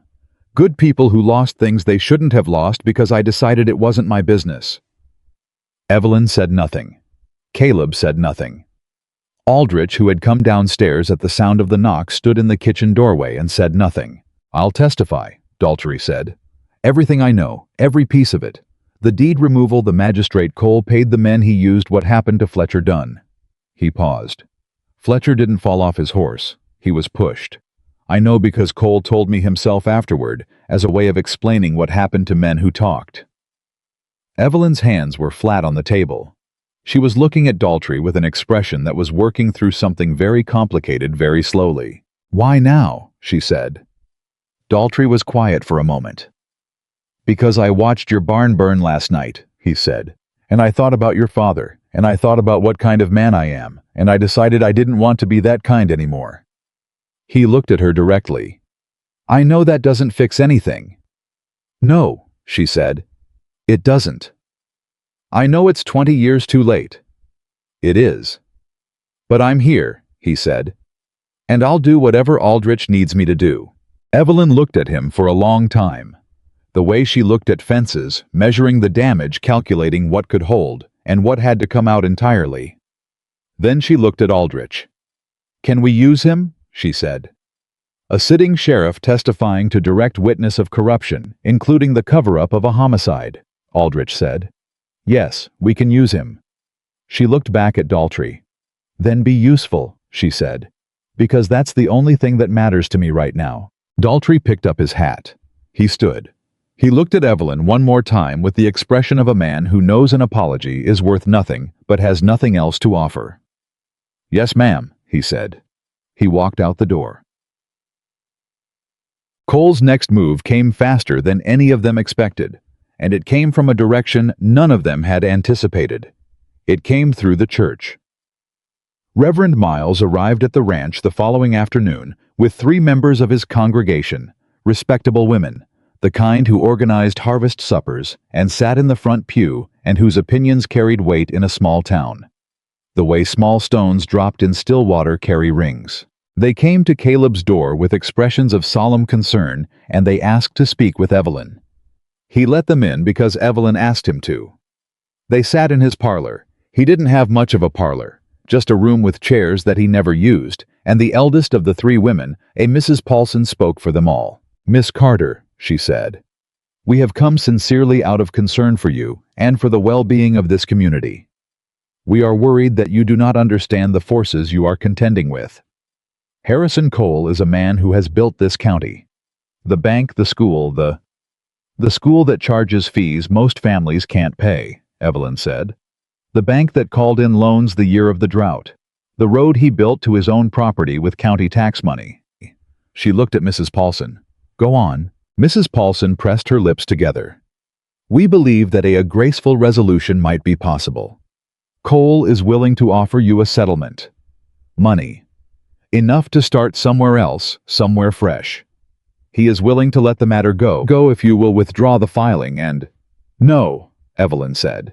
"Miss Carter." "No," she said again. She said it without heat. She said it the way you say something that is simply and completely true. "That land was my father's. It is mine. I will not take money for what was stolen from me. I will not withdraw. I will not go somewhere else and start fresh, as you say, as though my father's life and death meant nothing." She looked at the 3 women one by one. "And I would ask you with all respect to think carefully about what it means that Harrison Cole sent you here instead of coming himself. What it means that he cannot move me with threats, so he has sent women he thought I might defer to." She paused. "I don't defer," she said. "Not to him. Not to anyone." The 3 women were quiet. Then the youngest of them, a woman perhaps 40, with kind eyes that had been doing something uncomfortable since she walked in, said very quietly, "I believe you." Mrs. Paulson looked at her sharply. "My husband lost 40 acres to coal in 1878, the woman said. "Same way. We took the settlement. We thought it was the only choice." Her jaw was tight. "I've thought about it every day since." Evelyn looked at her. "What's your name?" Evelyn said. "Ruth Carey," she said. "Would you testify to what happened to your husband's land?" Mrs. Carey, Ruth Carey, looked at her hands. Then she looked at Evelyn. "Yes," she said. "Yes, I believe I would." Mrs. Paulson stood. "Ruth, I must strongly advise." "I know what you advise, Margaret," Ruth said. "I've known for 8 years, and it hasn't made me sleep any better." She looked at Evelyn. "Tell me what you need." And just like that, there were 4 of them. Cole had sent 3 women to break Evelyn Carter, and he'd come away with another witness. Caleb, standing in the doorway where he'd been listening, felt something move in his chest that was made of equal parts pride and something warmer and more specific that he was going to have to give a name to eventually. He looked at Evelyn across the room. She glanced at him. She almost smiled. Just the faintest pull at the corner of her mouth, the same as that very first morning at the gate. Only. This time it was different. This time he knew what was behind it. The hearing was set for a Thursday. Aldrich had filed the motion on a Monday, and by Wednesday, the entire county knew about it, because small towns do not keep large secrets, and this was the largest secret Harlan County had tried to keep for 20 years. Caleb knew the town knew, because of the way people stopped talking when he rode in for supplies on Wednesday morning. Not the hostile silence of a town turned against him. Something more complicated than that. The silence of people who were watching to see which way a thing was going to fall, who had been watching Harrison Cole for so long that they'd forgotten they were allowed to look somewhere else. Walt Greer at the lumber yard didn't mention Cole this time. He filled the order without commentary, and when Caleb was loading the wagon, Walt came out and stood with his hands in his apron and said without looking at him, "My brother lost his grazing rights to Cole in '76. Legal maneuver. Nothing we could prove." Caleb loaded a plank. He didn't say anything. "I'm just saying," Walt said. "There's more of us than you might think." Caleb looked at him. "You know where I live, Walt." Walt nodded. He went back inside. That was Wednesday. Thursday came cold and clear, the kind of September morning in Montana that feels like a warning, the last of the warmth still in it, but something underneath that says, winter is coming, and it will not be gentle. Caleb dressed in his good the dark one his father had given him, and he came downstairs to find Evelyn already at the table in a dress he hadn't seen before. Deep blue, simple, well-made, the kind of dress a woman wears when she wants to be taken seriously rather than noticed. She'd done her hair differently. Pinned up properly, not just functional. She sat straight in the chair with her coffee, and she looked at him when he came in, and he thought she was the most composed and the most frightened person he had ever seen at the same time. "Ready," he said. "No," she said, "but we're going anyway." "That's all ready ever is," he said. She almost smiled. She picked up her coffee and finished it in one swallow and stood. The locket was at her throat. Aldrich met them outside the county courthouse at 8:30. He had with him a leather satchel that Caleb knew contained the filed deed, the deposition from Agnes Whitfield, the written statement from Ruth Carey, and 20 pages of Aldrich's own documented research into Cole's acquisition of 11 properties over 18 years, a pattern so consistent and so damning that Aldrich had described it to Caleb the night before as the kind of evidence that makes a judge's face go very still. Daltrey was already there. He stood on the courthouse steps in his sheriff's coat with his badge on and his hat in his hand, and when he saw Evelyn coming, he straightened and gave her a single nod. She returned it. That was all that passed between them, and it was enough. What none of them had expected was the crowd. Harlan was not a large town, but the people who had come out on a Thursday morning were not a small number. They lined the street outside the courthouse, quiet and watchful, the kind of crowd that has shown up not to make noise, but to witness. Caleb recognized faces. Walt Greer. Reverend Miles, who looked uncomfortable, which was perhaps the beginning of something. Ruth Carey standing with two other women. Caleb didn't know all of them with the same careful, determined expression. And others. Ranchers. Families. Men and women who had been watching Harrison Cole for years from a careful distance and had come this morning to stand a little less far away. Evelyn stopped when she saw them. Just for a moment. Just long enough for the reality of it to reach her that she was not alone in this street, that the years of carrying it alone had ended, not with a whisper, but with people standing in the cold to watch her walk into a courthouse. Caleb felt her hand find his arm. Just a touch. Just the press of her fingers above his elbow for one breath, two, and then she let go and walked up the courthouse steps like a woman who had been waiting to take them for 20 years. Because she had. The courtroom was smaller than Caleb expected and louder with silence than he'd ever experienced in a room. The judge was a man named Harlan Abbott, not Cole's judge, not the one in Miles City. A territorial circuit judge, Aldrich had specifically maneuvered to have assigned to the case a detail Cole had apparently not caught until it was too late to object. Abbott was 60, broad-faced, with the economy of expression that comes from a lifetime of listening to people lie to him. Cole was already seated when they came in. He had a lawyer, a man from Helena named Fitch, well-dressed with the smooth, unhurried manner of a man who had won many cases by making the other side feel they hadn't earned the right to be in the room. Cole himself sat behind the table with his hands folded and his face arranged into the expression of a man enduring a nuisance. He looked at Evelyn when she came in. She looked back at him and then looked away, which was more devastating than staring would have been. Fitch opened for Cole. He was good, Caleb acknowledged it to himself without pleasure. He laid out Cole's acquisition of the Carter property as a straightforward legal purchase, produced his own deed of sale, questioned the authenticity of any counter-document held by a woman who had admittedly removed money from Cole's account without authorization, and suggested with polished delicacy that the entire proceeding was the culmination of a personal vendetta, carried on by a troubled woman who had been making accusations across the territory for years. I used the word troubled twice. Caleb's jaw tightened both times. Aldrich did not object to the word. He wrote something on his pad and let it sit. Then it was Aldrich's turn. He stood up slowly. He was not as polished as Fitch. He didn't have Fitch's smoothness or his city lawyer ease. What he had was 20 years of wins in rooms exactly like this one, and the particular confidence of a man who knows the difference between a good argument and a true one. He put the deed on the judge's bench himself. He walked it up there and laid it down and said, "Your Honor, this is the original filed deed for 160 acres in Harlan County Territory of Montana, filed August 14, 1871, by Robert James Carter. Original county clerk, stamp witness, signatures boundary markers, consistent with the county survey records of that year. I ask that the court examine it."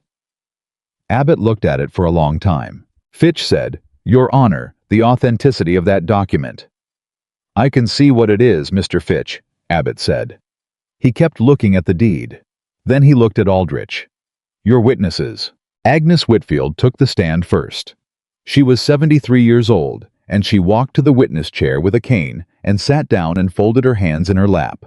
And when Aldrich asked her to describe what she had witnessed on August 14, 1871, she described it with the clarity of a woman who had rehearsed the memory every day for 20 years, because she had always known somewhere underneath the fear that she would one day be asked to say it out loud. She had been present. She had witnessed Robert Carter's signature. She had signed her own name below his. She identified the deed on the bench as the document she had witnessed. Fitch cross-examined her for 20 minutes. He questioned her memory, her age, her motivation. Agnes Whitfield sat through all of it with her hands folded and her eyes clear and answered every question in the same steady voice.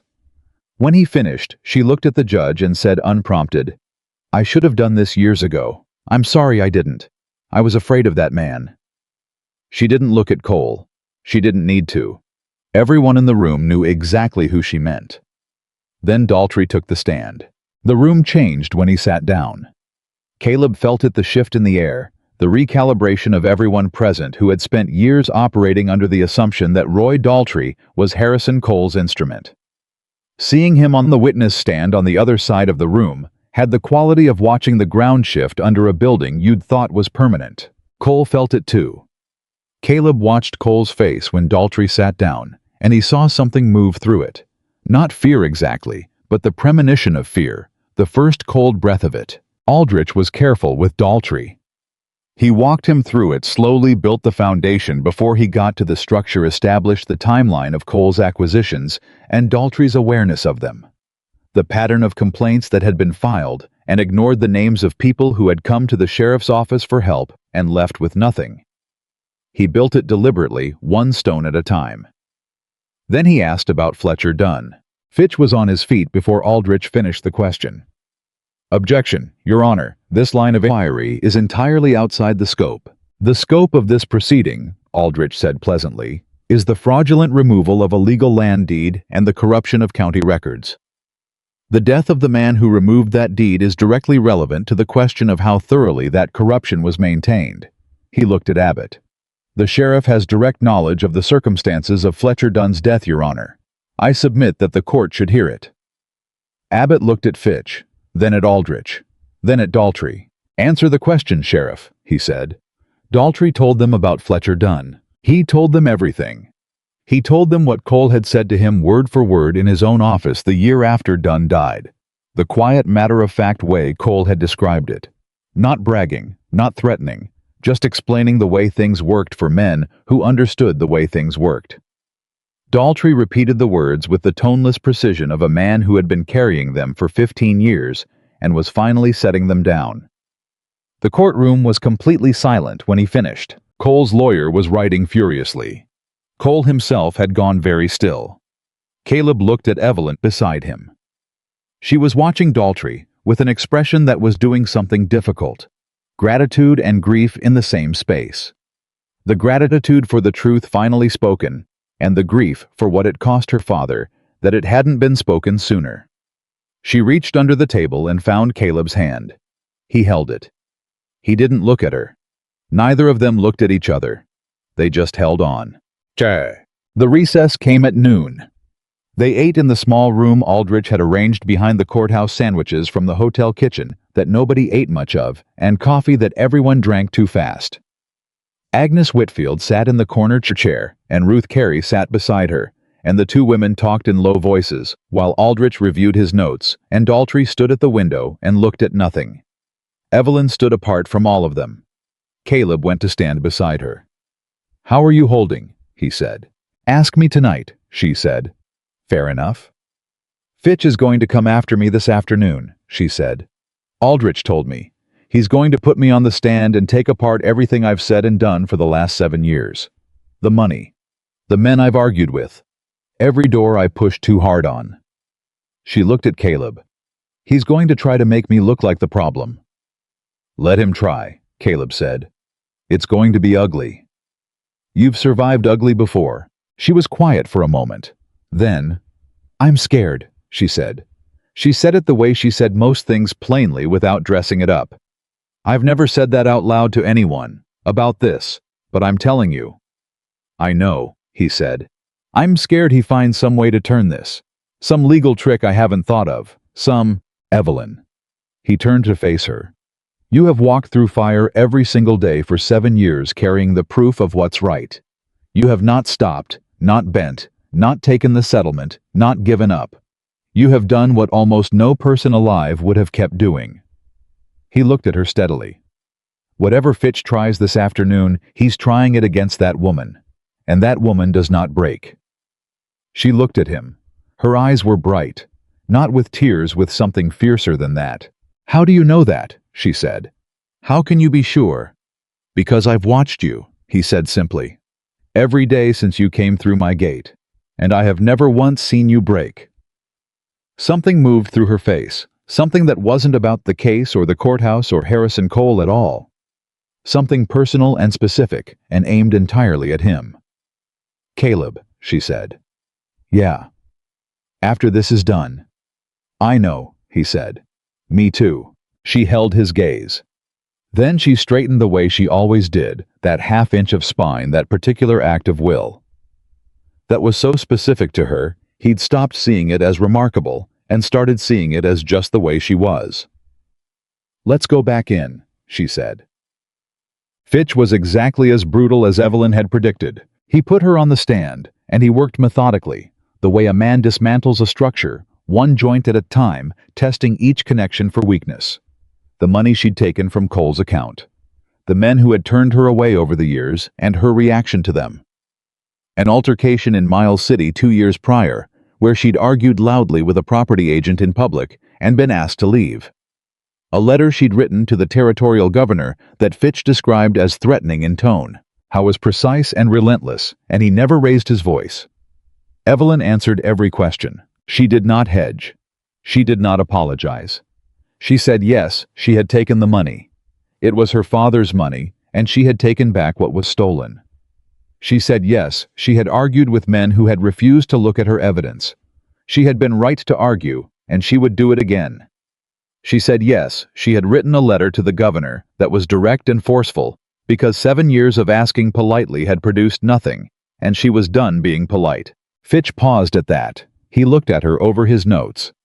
"You were done being polite," he repeated.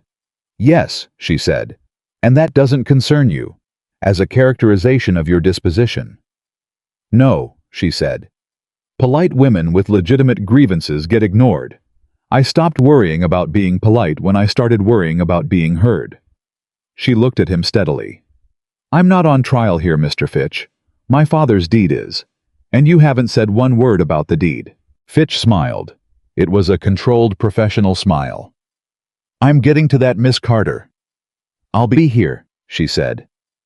Caleb, watching from the gallery, felt something in his chest that he was going to have a hard time not showing on his face. Fitch got to the deed. He questioned its condition, the ink fading at the edges, the chain of custody it had been in a locket around a woman's neck for 7 years.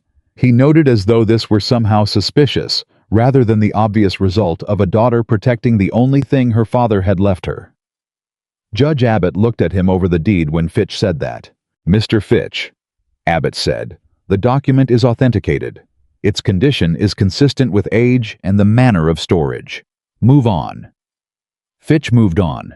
He tried 3 more angles. Abbott cut off 2 of them. The third, a challenge to Agnes Whitfield's identification of the signatures, Abbott allowed, and Aldrich spent his redirect examination demolishing it so thoroughly that by the end, Fitch was looking at his notes rather than the room. Then came the moment no one had planned for. Aldrich called one final witness. He stood and said, "Your Honor, I have one additional witness I'd like to call."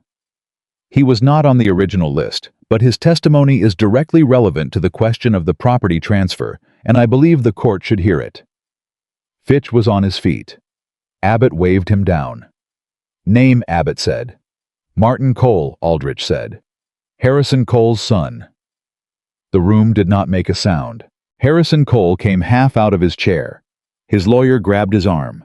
Cole sat back down, but his face had gone the kind of white that comes from somewhere very deep. Martin Cole was 24 years old. He had his father's broad frame, and none of his father's certainty. He came into the courtroom from the side door, where Aldrich had apparently been keeping him for the last 2 hours, and he walked to the stand without looking at his father, which told Caleb everything. Aldrich had found him 3 days ago. He hadn't told Evelyn. He hadn't told Caleb. He had made a calculation, and he had kept it quiet because some cards he'd said to Caleb only this morning, while Caleb was asking about the day's schedule, you keep in your hand until the last possible moment.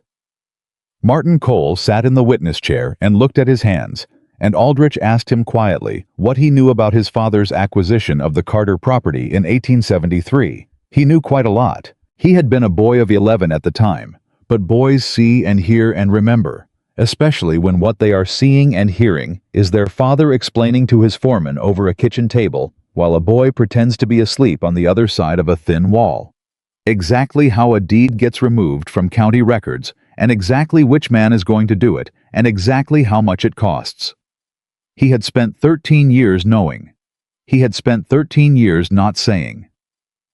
Aldrich asked him why he was saying now. Martin Cole looked up from his hands. For the first time since he'd come into the room, he looked at his father.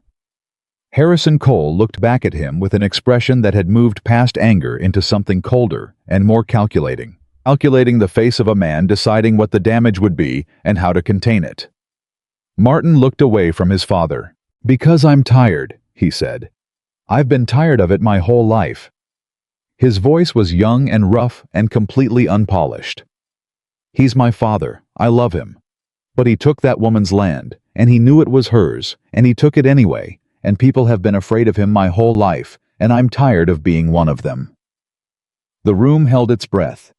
Abbott looked at Harrison Cole. Cole looked at the table. Abbott recessed for 1 hour. He came back and he sat and he looked at his notes, and then he looked at the room with the face of a man who has made a decision and is at peace with it.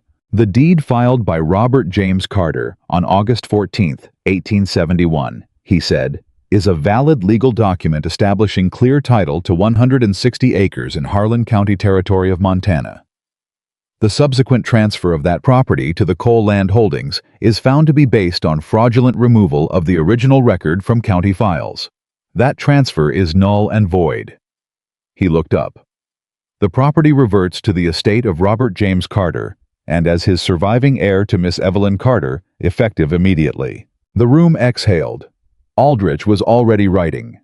Fitch was gathering his papers with the careful movements of a man controlling himself. And Harrison Cole, the most powerful man in Harlan County, the man who had owned judges and sheriffs and property records and the fear of an entire community for 20 years, sat at his table and said nothing, because there was nothing left to say. The truth had been spoken in a room with a judge and a record and witnesses, and the truth in that condition cannot be bought or burned or ridden away from. Evelyn did not move for a long moment. Caleb looked at her. She was staring at the judge's bench with the expression of someone who has been running for so long that when they finally stop, they don't entirely know what to do with stillness. Then she put both hands over her face. Not crying, or maybe crying, he couldn't tell, and it didn't matter. Just the complete physical surrender to a moment that had cost more than most people spend in a lifetime. He put his hand on her back. Just that. Just the solid, steady weight of his hand between her shoulder blades. She breathed. She took her hands away from her face. Her eyes were wet, but her jaw was set. She looked at the front room, where Abbott was signing documents, and Aldrich was speaking to the clerk, and the whole machinery of justice was doing what it was supposed to do, and almost never did. "He has to vacate," she said. Her voice was rough. "Silas Rand is on my father's land. He has to—" "Aldrich filed the eviction order this morning," Caleb said. "Before we came in. He told me not to tell you until we knew the ruling." She stared at him. He was that sure. He said the evidence was that clear. She looked at Aldrich across the room. Aldrich glanced up from his papers and gave her the smallest nod, the nod of a man who does not make a habit of losing when he knows he's right. Evelyn looked back at the front of the room. Then she stood up. She walked to the judge's bench, and she waited for Abbott to look up, and when he did, she said, "Your Honor, thank you." Abbott looked at her for a moment. His economy of expression gave way just slightly to something human underneath. "Don't thank me," he said. "Thank your father. He filed a clean deed." "He did," she said. "He was a good man." "So I understand," Abbott said. He went back to his papers. Cole left the courthouse surrounded by Fitch and his other men, and as he came through the doors and into the street, he came face to face with the crowd that had been waiting outside all morning. They didn't shout. They didn't jeer. They just stood there and watched him walk to his horse, and the watching was enough. There is a particular kind of accountability that requires no words, the simple act of being seen clearly by people who can no longer pretend they didn't know. Cole mounted up without looking at them. He rode away without looking back. Caleb watched him go from the courthouse steps and felt something that wasn't satisfaction exactly, and wasn't relief exactly. Something quieter. The feeling of a thing being set right after a long time wrong. Ruth Carey appeared at his elbow. She was looking at the space where Cole's horse had been. "Is it really over?" she said. "The hearing is," Caleb said. "The rest will take time. But she has her land. She has her land." Ruth nodded slowly. Then, My husband's going to want to know about this. Caleb looked at her. Aldrich is taking cases, he said. Tell your husband to come by the ranch. She looked at him with the particular expression of someone who has been carrying something heavy for years and has just realized they don't have to carry it quite as far as they thought. Thank you, she said. He shook his head. Thank her, he said. And he meant Evelyn. Ruth looked at Evelyn, who was standing 20 feet away in the street with Agnes Whitfield's hands in hers, the two of them talking quietly. The old woman and the younger one connected by a name that had mattered for 20 years. I will, Ruth said. The drive back to the ranch was quiet in the best way. Aldrich went ahead in his wagon, already drafting correspondence, because Aldrich was the kind of man who did not stop working when a thing was done, but immediately began cataloging what the thing meant for the things that came next. Caleb and Evelyn rode behind him. The afternoon was still cold and clear, and the mountains were the kind of sharp-edged blue that only happens in early autumn when the air has thinned and the light has changed its angle. Caleb didn't look at the mountains. He looked at the road. After a while, Evelyn said, I need to go home. He looked at her. To my father's land, she said. I need to go there, tomorrow. I need to stand on it. I'll take you, he said. You don't have to. Evelyn. She looked at him. He looked back. I'll take you, he said. She held his gaze for a moment. Then she nodded and looked back at the road, and they rode the rest of the way in silence, easy and warm. The silence of two people who have said enough for one day and know that what's left can wait a little longer. But not much longer. They both knew that too. That evening, Aldrich ate supper with them, and afterward he put on his coat and stood at the kitchen door with his hat and his case, and looked at them both with the assessing gaze he brought to everything. Cole will appeal, he said. Abbott's ruling is solid, but Cole will appeal on procedural grounds, and it will take 6 to 8 months to resolve. In the meantime, the eviction order stands, and the land is legally hers. He cannot touch it. He paused. He'll try something else. I don't know what yet, but he's not a man who accepts being outmaneuvered. We know, Caleb said. Daltrey's filing a report with the territorial office on the Dunn matter, Aldrich continued. That's out of my hands and into a criminal proceeding. Cole may face charges. May. He looked at Evelyn. I want to be honest with you about what winning looks like. It doesn't look like a door slamming shut. It looks like a door opening and then a long walk through it. I know what a long walk looks like, she said. Aldrich looked at her. A small thing happened in his face. The thing that happened with tough people when they met someone tougher. Respect, simple and uncomplicated. Yes, he said. I believe you do. He put his hat on. I'll be in touch within the week. Whitaker. He nodded at Caleb. Then he went out. The kitchen was quiet. Evelyn stood at the table. She picked up the coffee cups and put them in the basin and stood there for a moment with her hands in the dishwater. Long walk, she said quietly. Yeah, Caleb said. I'm not afraid of long walks. I know. She turned around. She looked at him across the kitchen. This kitchen, that had been his alone for 7 years, and had started somewhere in the last few weeks to feel like something else. She looked at him, and the locket lay at her throat, and her hair was half fallen from the pins, and she had flour on her sleeve from the bread she'd made that morning in what already felt like another day, and she was the most real person he had been in the same room with in longer than he could honestly say. Caleb, she said. Yeah. You said before the afternoon session you said me too. She looked at him steadily. I want to know what you meant. He was quiet for a moment. I was a man who chose his words the way he chose his actions deliberately without waste. I meant, he said, that when this is fully done, and you've stood on your father's land, and you've decided what you want to build there, I'd like to be part of whatever you're building. He paused. If you want that. She looked at him for a long, still moment. I've never wanted anything from anyone, she said. Not in a long time. I know. I've been so used to not wanting things because wanting things meant losing them. I know that too, he said. But I want that, she said.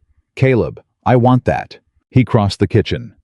He stopped in front of her close enough that he could see the firelight in her eyes, and he put his hand against her face, and she turned into it, and he understood in that moment that this was what his father had meant.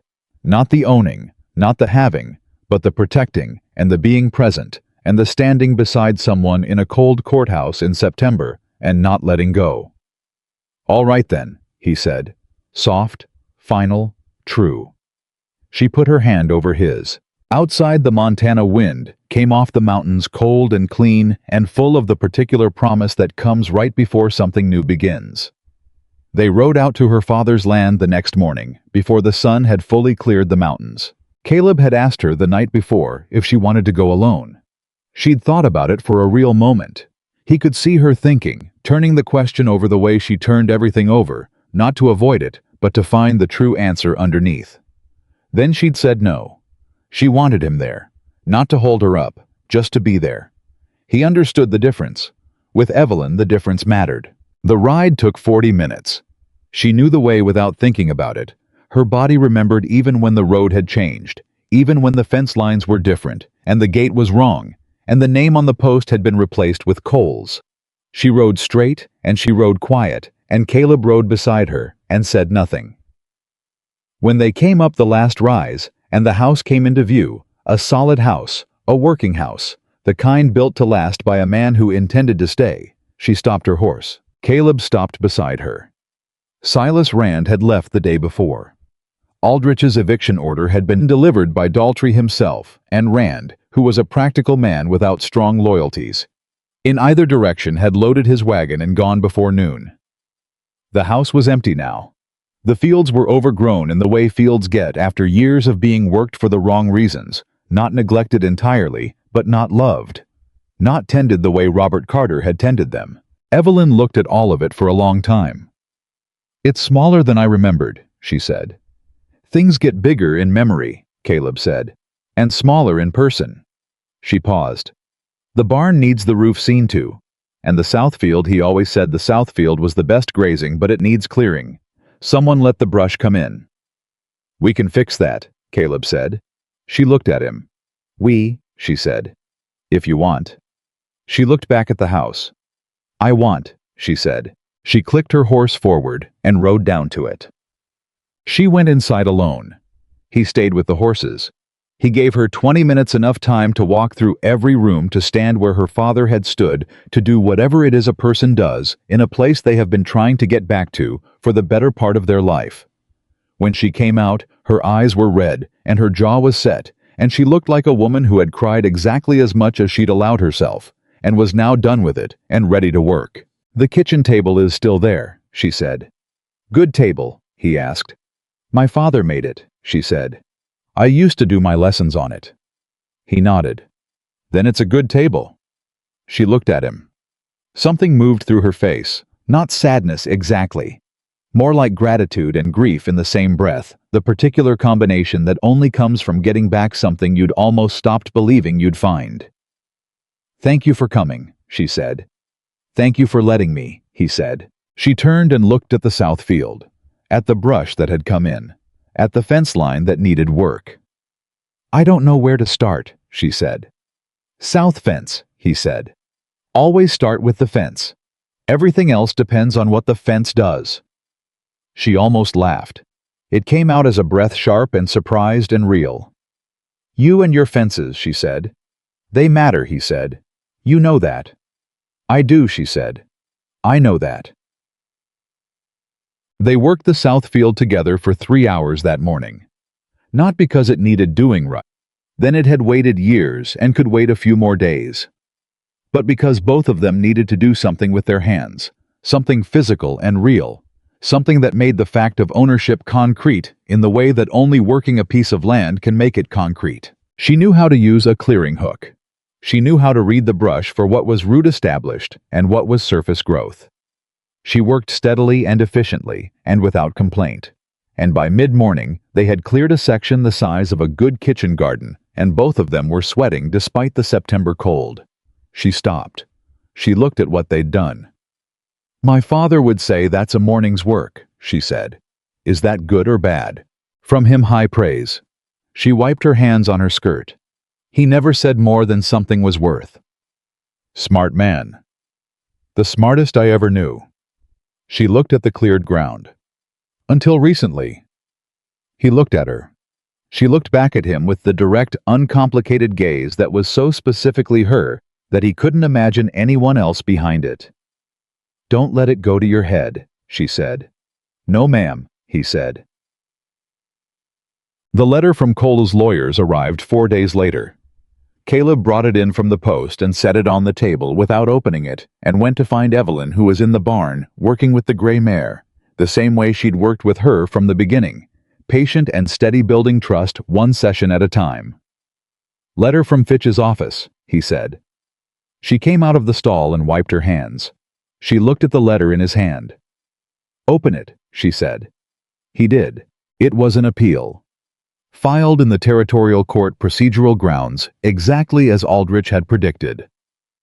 3 pages of legal language that boiled down to one simple thing: Cole was not finished. Evelyn read it. She read it twice. Then she folded it and handed it back to Caleb. Send it to Aldrich, she said. That's it. What else is there? She went back into the stall. He's going to appeal. Aldrich said he would. Aldrich said the ruling is solid. She picked up the brush. Cole can file until his arm falls off. My father's deed is in the county record. That doesn't change. Caleb leaned on the stall door. You're not worried. I'm always worried, she said. But I'm not afraid. She brushed the horse in slow, even strokes. There's a difference. Yeah, he said.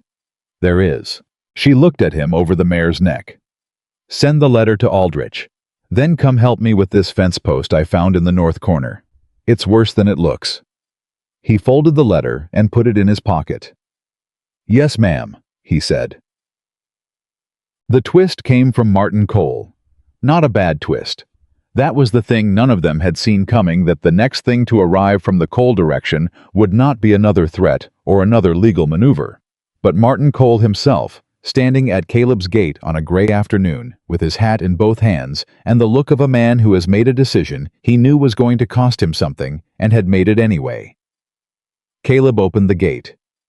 She here, Martin said. She's here. I'd like to talk to her, if she's willing. He looked at the ground. I understand if she's not. Caleb looked at him for a moment. 24 years old. His father's frame, but none of his father's coldness. Something younger and raw underneath something that had been trying to come to the surface for years. Come in, Caleb said. I'll ask. He found Evelyn at the kitchen table, going over the list of repairs the Carter house needed. She'd been working on it for days, methodical and thorough, the way she did everything. She looked up when Caleb came in. Martin Cole is at the door, he said. A pause. What does he want? To talk to you. She was quiet for a moment. He could see her running the calculation what this could be, what it could cost, whether the risk was worth the information. Send him in, she said. Martin Cole came into the kitchen with the careful movements of a young man who is aware he is in a room where he is not trusted and believes he deserves that. He stood inside the door and looked at Evelyn and said, Miss Carter, I wanted to apologize in person. What I said in the courtroom was the truth, she said. You don't apologize for telling the truth. He blinked. I know, but... Sit down, Mr. Cole, she said. I'll make coffee. He sat. Caleb stood in the doorway. She put the coffee on, and she sat across from Martin, and she looked at him the way she looked at everything, directly, without softening it, but also without malice. Why did you do it? She said. The real reason, not the one you gave in court. Martin wrapped his hands around the empty cup she'd put in front of him. He was quiet for a moment. I was 12 years old when I figured out what my father had done to your family, he said. Not 11 like I said in court. 12. I'd found some papers in his office that I wasn't supposed to find, and I asked the foreman about them, and the foreman told me enough that I understood. He looked at his hands. I went to my father.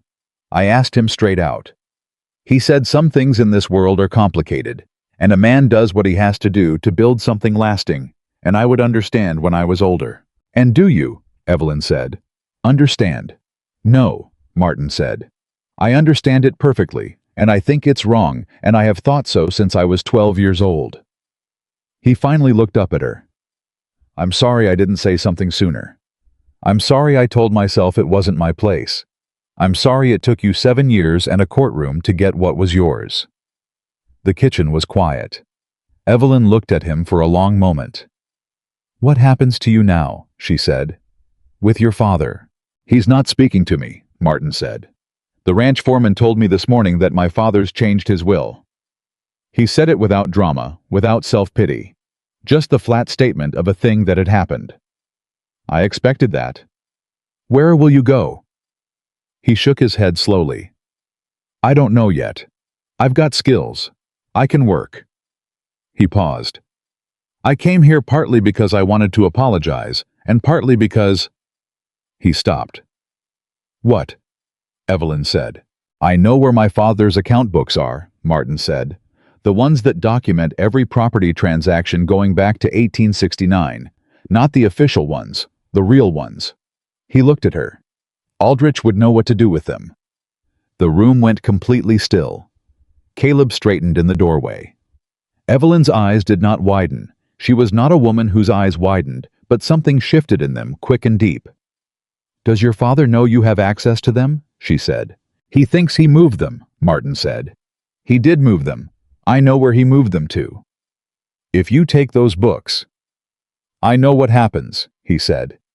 To any chance of him deciding to reconcile with me. To whatever he was going to leave me before the will change. He looked at her steadily. I know. I've thought about it. And, Evelyn said, and he took your father's land, Martin said. And he let a man die for it. And I've known since I was 12, and I've said nothing. And I'm 34 years too late to go back to being 12, and I'm done pretending I don't have a choice. He looked at Evelyn. Tell me what you need me to do. Evelyn looked at Caleb. Caleb looked at her. Then she looked at Martin Cole. I need you to talk to Aldrich, she said. Today. Can you do that? Yes, he said. Then drink your coffee, she said. We'll ride to town together. Aldrich's face. When Martin Cole walked into his hotel room, was the face of a man who has spent 40 years in law and still occasionally encounters something that surprises him. He looked at Martin. He looked at Caleb. He looked at Evelyn. Sit down, young man, he said. Martin sat. He told Aldrich everything. The account books, their location, the nature of what they contained, the complete documented record of 23 years of fraudulent land acquisition, organized by year, by property, by method used. Aldrich listened without writing. He only wrote when someone was telling him something he might forget. He was not going to forget this. When Martin finished, Aldrich looked at the ceiling for a moment. Then he looked at Evelyn. This changes the scope, he said. Significantly. This isn't one property appeal anymore. This is a territorial fraud case involving potentially a dozen families or more.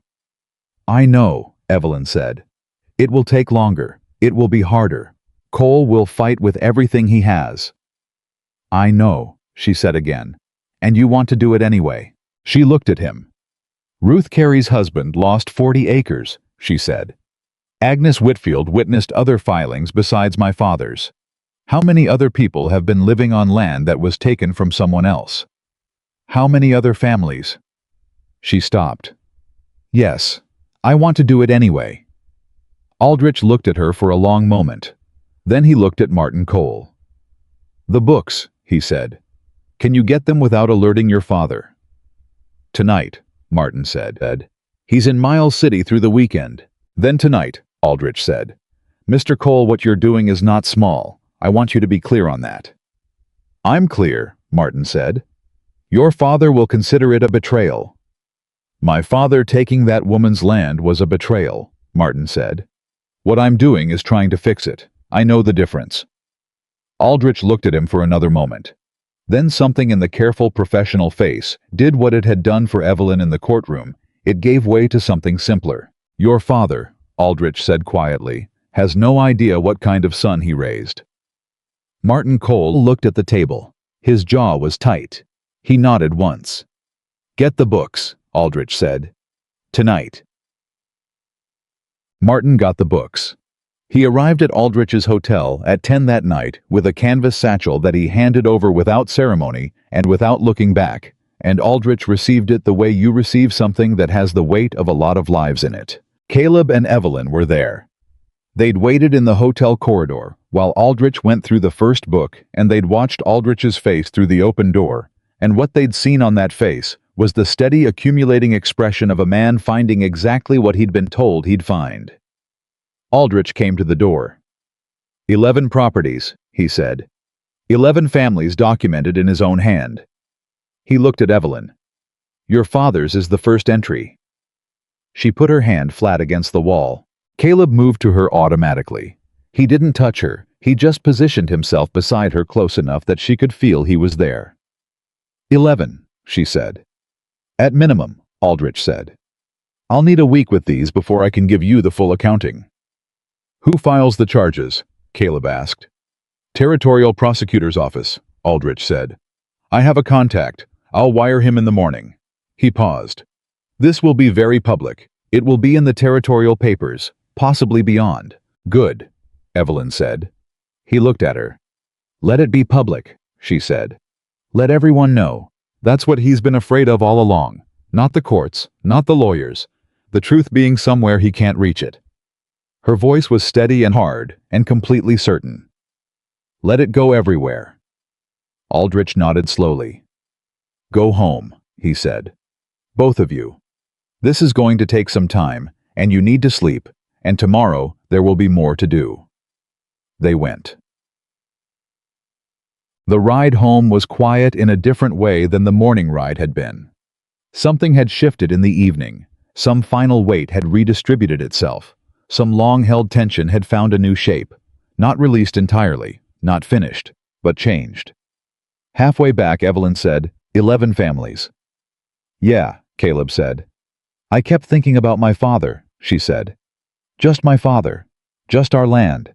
And all this time there were 10 other families. You didn't know. I know now. She rode in silence for a moment. It's bigger than me. It started with you, he said. Someone had to start it. Someone had to find your gate, she said quietly. He looked at her. She was looking at the road ahead, and the moonlight was on her face, and she looked like exactly what she was, a woman who had carried something enormous for a very long time and had not been broken by it and was not done yet. Evelyn, he said. She looked at him. I need to say something, he said. And I need to say it plainly because I'm not a man who does well with saying things around the edges of what he means. She waited. She gave him her full attention, the way she gave everything her full attention, completely without reservation. I love you, he said.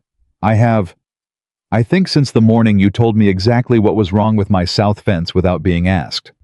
I don't know if that's too soon or too strange or too complicated given everything that's happening, but I'm not willing to keep it to myself anymore. Because life is short, and I've already spent 7 years not telling anyone anything important. She looked at him for a long, still moment. It's not too soon, she said. Or too strange. She paused. Or too complicated. No. No. She held his gaze across the dark road. I love you too, Caleb.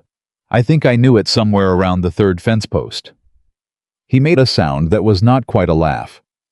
3rd post, he said. You didn't complain once, she said. About the work, about Cole, about any of it. You just kept going. You just kept being. She paused, looking for the word present. Entirely present. I'm not going anywhere, he said. I know, she said. That's why. They rode the rest of the home, with their horses close together, their shoulders almost touching, and the Montana sky enormous above them, and full of the particular kind of stars that only come out after a long, clear, cold day, has burned every particle of uncertainty out of the air. Cole was arrested 6 weeks later, not by Daltrey. Daltrey had already filed his resignation and accepted a position as a deputy in a neighboring county. A quieter life. A second chance at being the kind of man he should have been 20 years earlier. The arrest came through the territorial marshal's office, 2 men from Billings who arrived on a Tuesday and rode directly to the Cole ranch and did what needed doing with a minimum of drama. Caleb heard about it from Walt Greer, who came out to the ranch specifically to tell him which was the most personal thing Walt had done in the 7 years Caleb had known him. Evelyn was in the barn when Caleb found her. "Cole's been arrested," he said.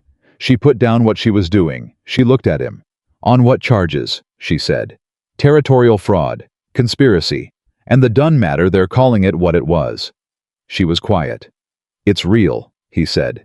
"It's done." She nodded. She picked up what she'd been doing and went back to work.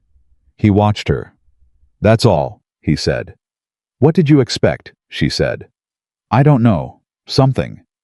She looked at him over her shoulder.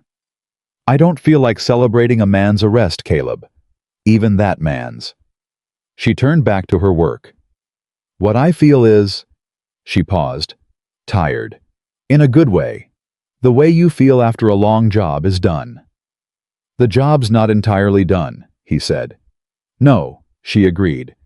"But the main part is—" He leaned on the stall door, the same way he'd leaned on it 100 times in the last 2 months. It was his barn, but she'd rearranged it, and it was better for that, and he'd stopped noticing it was different, because it just felt right. "Ruth Carey's husband came to see Aldrich yesterday," he said, "and 2 other men, from the 11. She stopped working. "They want to file," he said.